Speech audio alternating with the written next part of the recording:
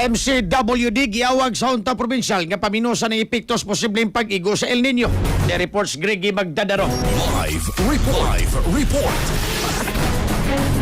Kinusok karon ni Bukal Dason Lawrence Lagon diri mismo sa ikaduhang distrito sa probinsya Sugbo ang kinig-usag resolusyon nga nag-awhag ngadto sa Metropolitan Cebu Water District kun MCWD kaunta masustener ang supply sa tubig pinagi sa mga lakang unya nga pagpaton sa maong ahensya o batan not ini karon naghulga og nagdanga nga posible paigo sa El Nino sa nasod.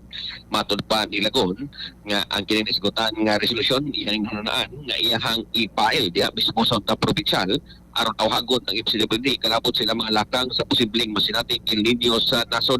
Ang pagpalabang sa mga resolusyon nahimo posible matud pa sa Bukal human nga ang Philippine Astrometric Geophysical and Astronomical Service Administration or PAGASA ibutyag nga aduna na 2% sa posibilidad nga masinati ang moderate to strong El Nino sa ikapat nga quarter sa tuig 2026. Gani sa pagkaroon, aduna na mga taho, loko probinsya Sugbo, aduna na supply sa tubig nga gayong napiktuhan, no usab sa iskutan nga huwaw ang kopya sa mga resolusyon, gipasa na sa puwatan sa MCWD, alang silang dinili aksyon, kalapot nini.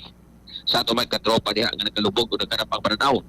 Inom kanunay o Vision X Plus of gel capsule, gumikan kay kinikumpleto sa mga phytonutrients, nga mopektar sa itong mga mata, aduna kinilutin, beta-carotene, vitamin E o zeaxanthin.